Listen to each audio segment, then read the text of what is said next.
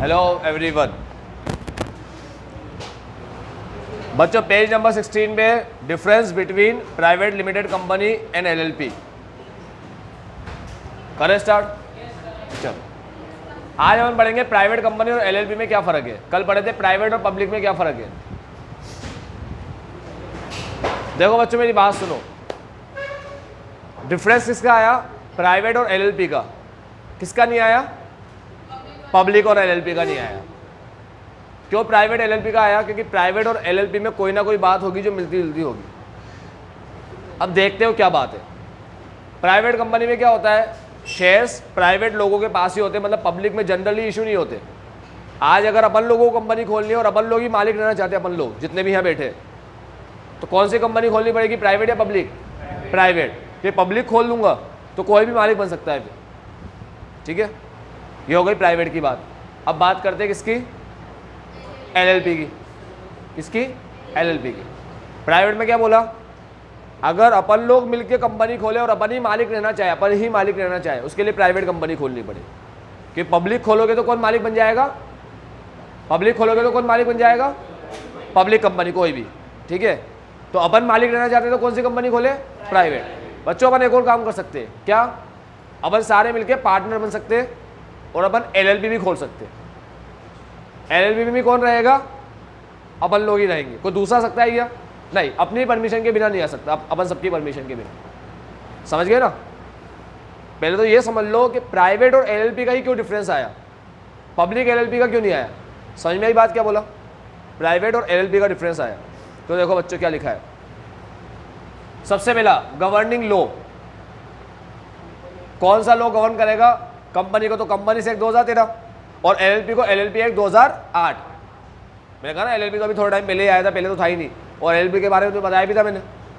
क्या कुछ स्टेट तो एलएलपी को एक्सेप्ट ही नहीं करती और कुछ स्टेट एलएलपी को प्रोफेशनल के लिए रखती है, बस प्रोफेशनल ऐसे बोलती है। जो डॉक्टर है, इंजीनियर है, लॉयर है, ठीक है, और अकाउंटेंट है, चार्टर्ड अकाउंटेंट वगैरह, ये लोग ही क्या खोल सकते हैं? एलएलपी। बस इनके अलावा कोई भी एलएलपी नहीं खोल सकता, ठीक है। कुछ स्टेट ने तो एलएलपी को अप्लाई नहीं किया। कुछ स्टेट के अंदर एलएलपी प्रोफेशनल लोगों के लिए है, ठीक है। बस कोई कोई स्टेट ऐसा है जिसमें एलएलपी अलाउ है, बिल्कुल, मतलब जिसको भी एलएलपी में वर्क करना हो कर सकता है। आओ बच्चों लिमिट देख लेते हैं। एलएलपी क्या है बच्चों? जिसमें पार्टनरशिप कंपनी दोनों का फायदा मिलेगा। तो पहले प्राइवेट कंपनी 2 और 200 पता ही है, 200 याद है ना? कल 3-2-1 और 7-2-1, ठीक है। 3-2-1 7-2-1 याद है? 3-2-1 और 7-2-1 क्या है? 3-2-1 7-2-1, हाँ। 3-2-1 क्या है? डायरेक्टर। डायरेक्टर की कौन सी लिमिट, मिनिमम या मैक्सिमम? डायरेक्टर की मिनिमम लिमिट। और 7-2-1 मेंबर की मिनिमम लिमिट। ये कौन सी कंपनी? ये ओपीसी 1% कंपनी, ठीक है। डायरेक्टर की मैक्सिमम लिमिट क्या है? 15-15-15, ठीक है। 15-15-15 ये मैक्सिमम लिमिट है डायरेक्टर, ठीक है। और मेंबर की मैक्सिमम लिमिट पब्लिक के लिए अनलिमिटेड, प्राइवेट के लिए मेंबर की मिनिमम है 2 और मैक्सिमम है 200, 200 और यहाँ पर 1, ठीक है। इसे मत भूल जाना बच्चों। डायरेक्टर की मिनिमम लिमिट 3-2-1 7-2-1, 3-2-1 डायरेक्टर की लिमिट और 7-2-1 मेंबर की लिमिट, ठीक है।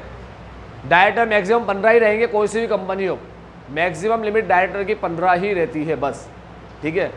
और मेंबर की मैक्सिमम लिमिट अनलिमिटेड होती है, या 200 होती है या 1 होती है, ठीक है। चलो एलएलपी किसके जैसा लग रहा है इन तीनों कंपनी में से? पब्लिक की तरह, ठीक है। प्राइवेट के भी गुण है, पब्लिक के भी गुण है। देख लो बच्चों कितनी मजेदार बात है।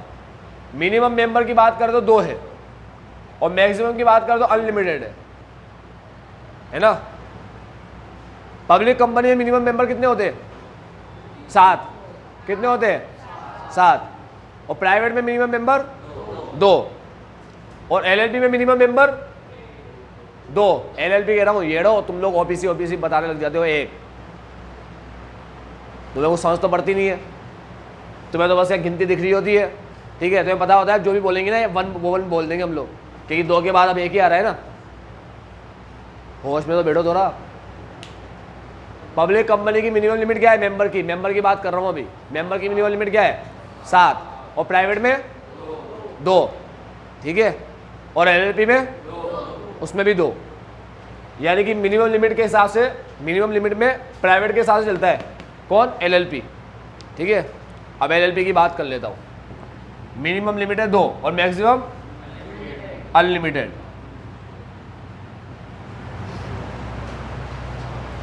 एक फायदा प्राइवेट का और एक फायदा पब्लिक का। कम मेंबर से खुलना अच्छी बात या खराब बात? अच्छी बात। क्यों? ज्यादा मेंबर से खुलेगा तो मेंबर इकट्ठे करने पड़ेंगे। हाँ, अरे मेंबर संभाले ना संभाले तो बात की बात है। अगर ये 7 मेंबर के बिना नहीं खुल सकती कंपनी और तुम अभी 5 ही हो तो तुम्हें 2 ढूंढने पड़ेंगे ना, समझ रहे हो? संभालना ना संभालना तो बात की बात है, ठीक है। उसने ऐसा तो नहीं बोला है कि 2 ही मेंबर रख सकते हैं, संभालने के लिए बोला तो है रखो ना 200 मेंबर, किसने मना किया? ठीक है, क्या बोला है? 200 मेंबर रखो, किसने मना किया तुम्हें? ठीक है, तो संभालने ना संभालने की बात नहीं है अभी तो कंपनी स्टार्ट करने की बात है। तो स्टार्ट करने में 7 मेंबर करने में प्रॉब्लम होगी या 2 मेंबर करने में दिक्कत आएगी? 7, सिंपल सी बात है। तो 2 मेंबर होना अच्छी बात है या खराब बात है? अच्छी बात है। तो ये एक अच्छी बात मिल गई 2 मेंबर की, 2 से स्टार्ट हो जाएगा। तो अब 2 हो या 2 से ज़्यादा हो, आराम से स्टार्ट कर सकते हैं कंपनी, 7 की टेंशन नहीं है, ठीक है। अब सर 2 मेंबर से ज़्यादा होंगे तो स्टार्ट नहीं होगी क्या? अरे होगी ना भाई, 2 तो मिनिमम है। स्टार्ट करने के लिए 2 मेंबर तो होने ही चाहिए। तुम 7 जाओ, 10 जाओ, 40 उठ के चले जाओ एक साथ ही। तुम बोलो हम 40 मेंबर आया, हमारी कंपनी रजिस्टर कर दो, और ऐसे बोले 40 का ही आ गए, 2 आना चाहिए ना, ऐसे थोड़ी बोलेगा वो। 2 तो मिनिमम लिमिट है, समझ लो बात को। अब अनलिमिटेड होना अच्छी बात है या 200 होना अच्छी बात है? अनलिमिटेड। लिमिट हो ही ना, वो बढ़िया लगता है ना मन को, कि फोगड़ी कोई लिमिट होनी नहीं चाहिए, कि लिमिट होनी अच्छी बात है। बच्चों 200 के बाद तुम्हें एक भी मेंबर को रखना होगा ना, तुम रख नहीं पाओगे। किसमें? प्राइवेट कंपनी में। लेकिन पब्लिक में क्या है? 200 हो, 2000 हो, 20,000 हो, 2 लाख लोग हो, कोई मतलब नहीं है, ठीक है। दोनों में से अच्छी बात कौन सी है? अनलिमिटेड। तो देखो यहाँ अनलिमिटेड, तुम समझ रहे हो मैं क्या कहना चाह रहा हूँ? एलएलपी में दोनों के गुण हैं, दोनों के फायदे हैं, बल्कि मैं तो बोलूँ एलएलपी में तीनों के फायदे हैं। तीनों किसके? पार्टनरशिप के, प्राइवेट कंपनी के और पब्लिक कंपनी के। सारी चीज़ों के फायदे किस में मिल जाएंगे? एलएलपी में। समझ लो बच्चों एलएलपी क्या है? चलो आगे बढ़ते हैं। ऑडिट कराना कंपनी को कंपलसरी होता है बच्चों, देख लो। बच्चे बोलते हैं कि कंपनी खोल लेंगे ना, फ़ायदा है कंपनी में। मैंने कहा क्या फ़ायदा है? कंपनी में लाइबिलिटी क्या होती है? लिमिटेड। अनलिमिटेड नहीं होती, लिमिटेड होती है। घर बाहर नहीं जाता, कंपनी खोल लोगे तो घर बाहर नहीं जाएगा कभी भी तुम्हारा, समझ रहे हो? कर्जा चुका नहीं पाए तो घर बाहर नहीं जाएगा कंपनी में। तो लोग बोलते हैं कंपनी खोल ले, देखो कंपनी में ऑडिट कराना कंपलसरी है। चार्टर्ड अकाउंटेंट से तुम्हारे अकाउंट को ऑडिट कराना पड़ेगा। चार्टर्ड अकाउंटेंट ऑडिट करता है, मतलब ये कि एक अकाउंटेंट हमारे साथ रहता है कंपनी में, अपन एक अकाउंटेंट को रखते हैं या खुद ही अकाउंटिंग करते हैं। वो अकाउंटिंग करने के बाद हमें सीए को देना होता है। सीए हमारे अकाउंट को चेक करता है, सही होता है तो सील लगाकर उस पर साइन करता है, ठीक है। पूरी रिपोर्ट जनरेट करता है, एक रिपोर्ट बनाता है, ठीक है। सही होता है ना हमारा अकाउंट वगैरह सब सही होता है। नहीं होता तो सही कर देता है, गलतियाँ सुधारता है, बोला ये सही करो, ये सही करो, प्रॉपर बनाओ, झूठ मत बोलो, ठीक है। और फिर क्या करेगा? पूरा अकाउंट प्रॉपर होगा तो एक रिपोर्ट जनरेट करेगा, उस रिपोर्ट के ऊपर सीए अपना सील लगाएगा हर एक पेज पर और अपना साइन करेगा, तुम्हारी P&L बैलेंस शीट पे सील साइन करेगा, ठीक है। इसे ऑडिट बोलते हैं। बस इसी साइन का रुपया लेता है सीए। डिपेंड करता है फर्म कैसी है। एक साइन करने का 40 भी लेता है, 50 भी लेता है, 1 लाख भी लेता है, 10 लाख भी लेता है, ठीक है, 20 लाख भी लेता है। किसका?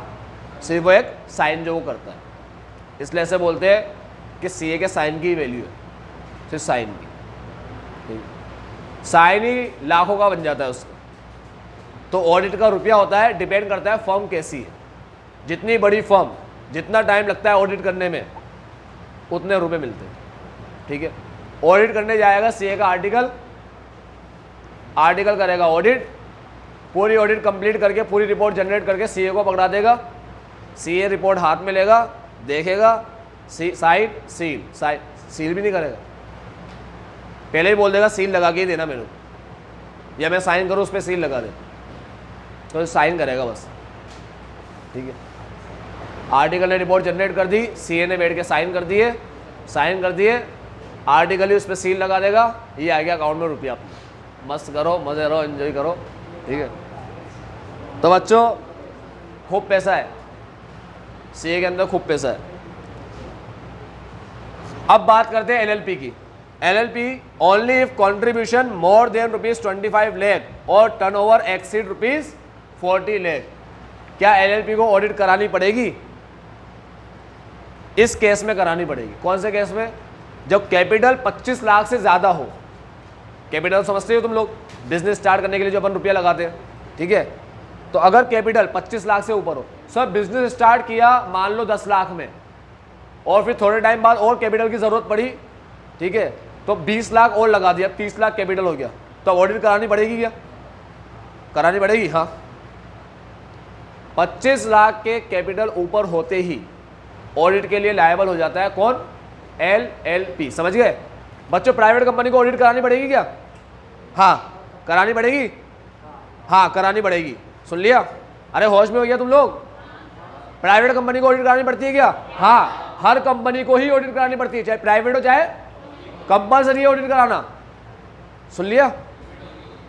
क्या प्राइवेट कंपनी में कोई लिमिट नहीं है? कंपनी में लिमिट ही नहीं होती, कोई सी भी कंपनी हो ऑडिट कराना कंपल्सरी है, कंपल्सरी है, करानी ही पड़ेगी। ये बात दिमाग में फिट कर लो। ठीक है, तुम रजिस्टर्ड बिजनेस हो, तुम्हें ऑडिट कराना ही पड़ेगा। तुम्हारी लायबिलिटी क्या है? लिमिटेड, तो तुम्हें क्या कराना पड़ेगा? ऑडिट।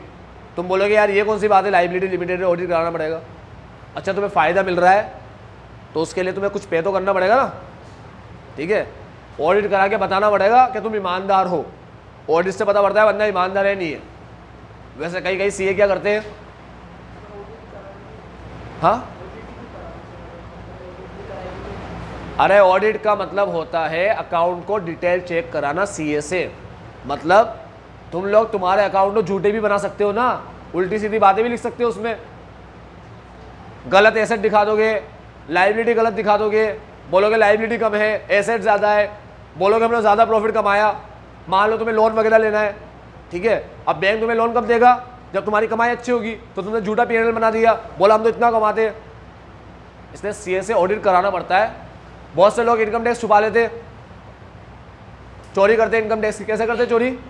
इनकम ही नहीं बताते अपनी, बोलते हमने तो बहुत कम कमाया, रियल में करोड़ों कमाया होता है, दिखाते लाखों में, रियल में लाखों कमाया होता है, दिखाते हजारों में। तो क्या कराना पड़ेगा फिर? ऑडिट। समझ गए? ऑडिट वगैरह कराओगे। हाँ बेटा बोल। हाँ, लड़का कह रहा है ऑडिट में भी तो पागल बना देते हैं सीए। तो सीए क्या करते हैं? उसका ही रुपया लेते हैं पागल बनाने का। ठीक है, आदमी कमाया और जो टैक्स बनता है वो देना पड़ता है ना। हाँ बेटा, गवर्नमेंट को नहीं बताओगे तुम्हारी कमाई, तो जो कमाई तुमने गवर्नमेंट को नहीं बताया उसे ब्लैक मनी बोलते। ठीक है, तुमने 10 लाख कमाए, गवर्नमेंट को 2 लाख बताए, तो 8 लाख क्या हो गए? Black money. ये बात समझ लो, गवर्नमेंट की नजर से पैसा हटा तो ब्लैक मनी हो गया। ब्लैक मनी को पैरेलल इकोनॉमी भी बोलते हैं। क्या बोलते हैं? एक नई इकोनॉमी शुरू हो जाती है। ठीक है, मार्वल और डीसी की दुनिया में नई टाइमलाइन। ठीक है, और यहाँ पर एक नई दुनिया शुरू हो जाती है, एक नई पैरेलल इकोनॉमी। मतलब यहाँ पर हमारा रुपया चल रहा है, यहाँ ब्लैक मनी चल रहा है। ब्लैक मनी हमारी इकोनॉमी में आ ही नहीं रहा, नहीं आ रहा ना रुपया। एक बात याद रखना बच्चों, अगर देश का सारा सीए ईमानदार बन जाए, किसी की औकात नहीं है कि ब्लैक मनी बना सके हो। पहली बात। और दूसरी बात, एक सीए ही है जो ब्लैक मनी का एक एक पाई, एक एक रुपया वापस ला सकता है, और किसी की औकात नहीं सीए के अलावा। मगर उनको ईमानदार बनना पड़ेगा सबको, क्योंकि ब्लैक मनी बनाने का तरीका ही सीए बताता है, ठीक है। और मनी को ब्लैक मनी ही कौन बनाता है? आओ बच्चों, अरे ऐसे नहीं होता रे। ये लड़का कह रहा है कि सर को याद होगा ना ब्लैक मनी कैसे आएगा। ये ब्लैक मनी क्या कौन ला सकता है? सीए। किसका सीए? कोई एक सीए थोड़ी भाई, जितने भी लोगों के ब्लैक मनी है उनके जो सीए हैं, अगर वो ईमानदारी से काम करे तो जिनके वो सीए उनका ब्लैक मनी वापस आ सकता है, ठीक है। उनका पूरा इनकम शो करे, सीए मना कर दे हम झूठी नहीं बनाएंगे फाइल, तो सारा रुपया वापस आ सकता है। चलो अभी ये बातें मत किया करो। हाँ बेटा, मैं तुम्हें ये वीडियो के बाद बताऊंगा।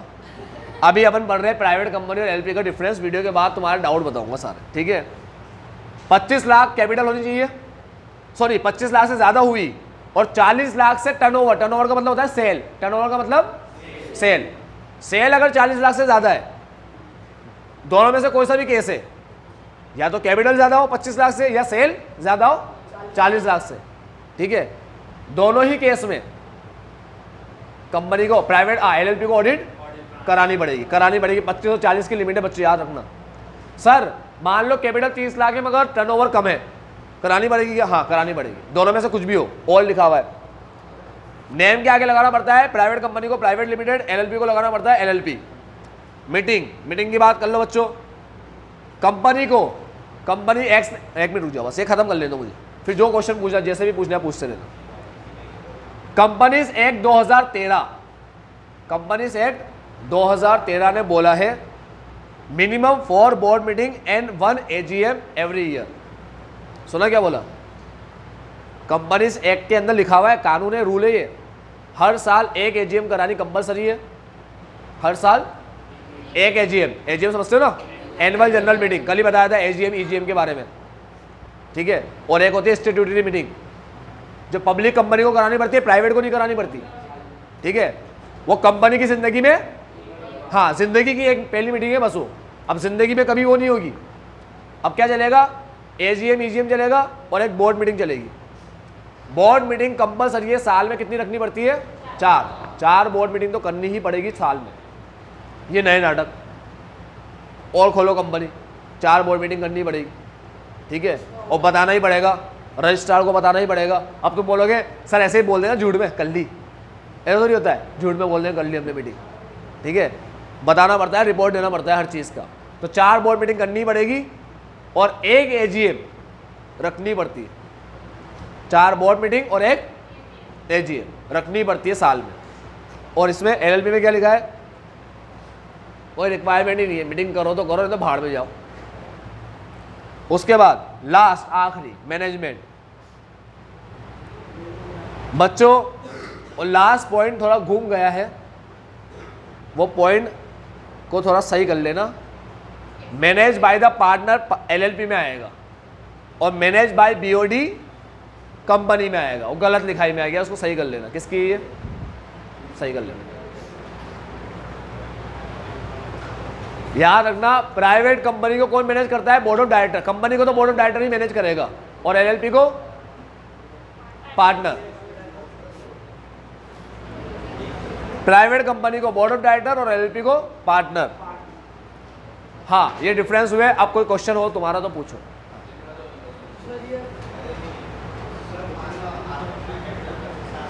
हाँ प्रॉफिट से मतलब ही नहीं है बेटा, सेल से मतलब है। सेल अगर 40,000 से ज़्यादा है ना तो ऑडिट करानी पड़ेगी, प्रॉफिट हो चाहे लॉस में ही जा रहा है बंदा, ऑडिट करानी ही पड़ेगी, ठीक है। हाँ हाँ हाँ हाँ हाँ नहीं। और अब आता है सबसे प्यारा 1 पर्सन कंपनी। बच्चों सोल प्रोप्राइटर ने चीख कर सोल प्रोप्राइटर ने कहा यार मुझे किसी के साथ काम नहीं करना, मुझे तो अकेले काम करना है, इसलिए मैंने सोल प्रोप्राइटर का बिजनेस स्टार्ट किया। अब मुझे कंपनी क्यों नहीं बनने दे रहे आप लोग, कंपनी के फायदे मुझे क्यों नहीं मिल रहे? मैं भी चाहता हूं मेरा घर बार दाव पे ना आए, मैं भी चाहता हूं कर्जा ना चुका पाने में मेरा घर बार गिरवी ना हो, ठीक है। मैं भी चाहता हूं मैं रिस्क में ना रहूं, मेरा बिजनेस बहुत रिस्की है, ठीक है, इसलिए मुझे भी क्या बनाने दो, कंपनी। तो सरकार ने कहा यार सही बात है, प्राइवेट कंपनी में तो कम से कम कितने लोग चाहिए, 2 लोग चाहिए। अब ये बंदा काम ही नहीं करना चाहता किसी के साथ, या इसकी बंदी नहीं है किसी के साथ, सही कह रहा है, अब क्या करें इसके लिए? तो कंपनी से 2013 में पहली बार लेकर आए ओपीसी, इसके पहले ओपीसी नहीं था, समझ गए। अब अकेला बंदा भी कंपनी बना सकता है। तो क्या बोला है, ध्यान से सुनना बच्चों, अभी ओपीसी के रूल बता रहा हूं मैं तुम्हें, करो start. The concept about the OPC has been introduce, company से 2013 में इसको पहली बार लेकर आए। ये क्यों लेकर आए? ताकि माइक्रो बिजनेस को भी क्या कर सके, कॉर्पोरेटाइज कर सके, यानी कि माइक्रो बिजनेस भी कंपनी के फॉर्म में आ सके, छोटे मोटे बिजनेस भी किस फॉर्म में आ सके, कंपनी के फॉर्म में, उसको भी कंपनी का फायदा मिल सके। It is a company which is only 1 person as a member, 1 person member रहेगा, ठीक है। That 1 person will be the share holder of the company, वही मेंबर है वही शेयर होल्डर है, वही है माता पिता वही है, ठीक है, वही है बंधु सखा वही है, सब कुछ वही है। उसके अलावा ना कोई मेंबर ना कोई शेयर होल्डर, वही मेंबर वही शेयर होल्डर सब वही है। It avails all the benefit of private limited company, किसके बेनिफिट मिल जाएंगे इसको, 1 पर्सन कंपनी को, कि कल ही पहले ही बताया था, प्राइवेट लिमिटेड का पार्ट होता है ओपीसी, ठीक है। ओपीसी क्या है, प्राइवेट लिमिटेड का पार्ट। तो अपन ऐसे कह सकते हैं प्राइवेट लिमिटेड 2 तरह की होती है, एक ओपीसी और एक अदर। ओपीसी और ओपीसी को छोड़ के उसके अलावा जो भी है वो सारी, ठीक है। हाँ, सबसे इंपॉर्टेंट चीज अब आती है, एग्जाम में क्वेश्चन आएगा कैरेक्टरिस्टिक्स पर, ठीक है, टिक लगा देना, कंफर्म क्वेश्चन आएगा 100%। पहला, only a natural person who is an Indian citizen and a resident of India shall eligible to incorporate OPC. याद रखो, ओपीसी में कौन मेंबर बन सकता है, कौन मेंबर बन सकता है, नेचुरल पर्सन। कौन बन सकता है, नेचुरल पर्सन। तुम बोलोगे नेचुरल पर्सन ही तो बनेगा, नहीं, मैंने कल ही तो बताया तुम्हें। क्या रिलायंस कंपनी टाटा कंपनी के शेयर खरीद सकती है? हाँ, रिलायंस कंपनी टाटा के खरीद सकती है ना। तो याद रखो बच्चों, कंपनी भी किसी कंपनी में शेयर होल्डर बन सकती है, और कंपनी नेचुरल पर्सन है क्या? नहीं। कौन सी पर्सन है, आर्टिफिशियल पर्सन। समझते हो बात? अब आगे बढ़ते हैं। नेचुरल पर्सन ही बन सकता है और वो सिटीजन होना चाहिए इंडिया का, ठीक है। द शेयर होल्डर, याद रखना बच्चों, अगर मान लो राम ने कंपनी बनाई तो राम को एक पर्सन को नॉमिनेट करना पड़ेगा, नॉमिनी बनाना पड़ेगा। मतलब जब राम चल बसेगा तो नॉमिनी जो बनाया उसको, वो किसका मालिक बन जाएगा, 1 पर्सन कंपनी का। The share holder will nominate other person who shall become the share holder in case of the death or incapacity of the original share holder. तो राम क्या करेगा, शाम को क्या करेगा, नॉमिनी बनाएगा। जब राम चल बसेगा तो मालिक कौन बन जाएगा, श्याम। हाँ, कोई भी करो। बाप ने किसको नॉमिनी बना दिया, बेटे को। बाप चल बसा, कौन मालिक बनेगा, बेटा। अब लोग बोलते बेटा पहले चल बसा तो फिर बाप दूसरे को नॉमिनी बनाया, समझे। राम ने श्याम को नॉमिनी बनाया और राम के बनने से पहले तो श्याम मर गया, तो अब राम को किसी और को नॉमिनी बनाना पड़ेगा। अब ऐसा बोलना दोनों साथ चल बसे तो। Point number 3, no person shall be eligible to incorporate more than 1 OPC और become nominee in more than 1 such company. बच्चों, अगर राम ने कंपनी खोली ओपीसी और श्याम को नॉमिनी बनाया तो राम एक और ओपीसी नहीं बना सकता। सुना क्या बोला, राम ने कंपनी खोली ओपीसी तो राम एक और कंपनी खोल सकता है क्या, ओपीसी नहीं। चलो ठीक है, मैंने ओपीसी खोली तो क्या मैं श्याम को नॉमिनी बना सकता हूं क्या? अगर श्याम को नॉमिनी राम ने बना रखा है तो भी बना सकता हूं क्या? नहीं। याद रखना बच्चों, नॉमिनी भी एक में बन सकते हैं, एक ही ओपीसी में, सुना, नॉमिनी भी एक ही ओबीसी में बन सकते हैं और ओबीसी खोल भी एक ही सकते हैं बस। ऐसा नहीं 2-3 ओबीसी खोलकर बैठ गया बंदा अकेला, पॉसिबल ही नहीं। और अगर राम ने श्याम को वो बना दिया नॉमिनी, तो अब कोई भी ओबीसी वाले श्याम को नॉमिनी नहीं बना सकते। हाँ, बाकी कंपनी में नॉमिनी थोड़ी बनते, मेंबर बनते बच्चे। हाँ, मेंबर तो बनो ना किसी में भी, नॉमिनी नहीं बन सकते और ओबीसी नहीं खोल सकते। ठीक है, फिर क्या लिखा है?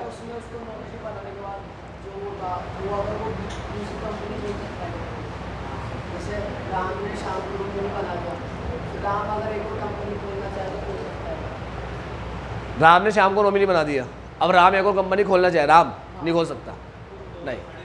ओबीसी एक ही बंदा कर सकता है बस, एक ही कंपनी। बच्चों अगर श्याम एक और कंपनी खोलेगा ओबीसी, ठीक है, तो कंपनी तो लीगल रहेगी, वैलिड रहेगी, लेकिन राम चल बसेगा तो फिर श्याम को 2 ओबीसी में से एक ही सेलेक्ट करना पड़ेगा। समझ में आया? समझ रहे हो? तो श्याम ऐसी हरकत करेगा क्या? नहीं समझे क्या बोला? राम ने एक कंपनी खोली है ना, तो अभी मैं तुम्हें 2 कंपनी बना रहा हूं, ये कंपनी नंबर 1, ये कंपनी नंबर 2।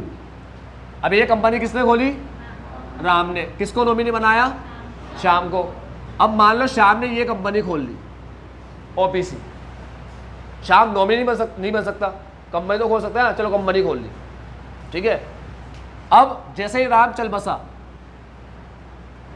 तो श्याम को क्या करना पड़ेगा? फिर दोनों में से एक चूज करना पड़ेगा ना, क्योंकि राम इसका मालिक है। तो फिर इसमें तो नॉमिनी कैसे ओबीसी खोलेगा कि कोई सी भी? वो नॉमिनी अगर ओबीसी खोलने भी जाएगा तो राम चल बसा, तो फिर उसको चूज करना पड़ेगा मुझे कौन सी कंपनी में रहना है। हाँ हाँ, एक चूज कर ली तो एक गई हाथ से। हाँ, उसके मालिक सरकार श्याम। बच्चों, श्याम अपने बिहाफ पे किसी को नहीं बना सकता इसका नॉमिनी, जो मालिक होता है। हाँ, इसका बच्चों एक लाइन पढ़ो क्वेश्चन, हाँ उसमें लाइन क्या लिखी हुई है, उसमें लिखा है सेकंड पॉइंट में लिखा है, सेकंड पॉइंट में the share holder will nominate another person who shell become. Share holder मतलब राम किसको बना देगा? श्याम को। इन केस, वो कब बनेगा? इन case of death or incapacity of the original share holder.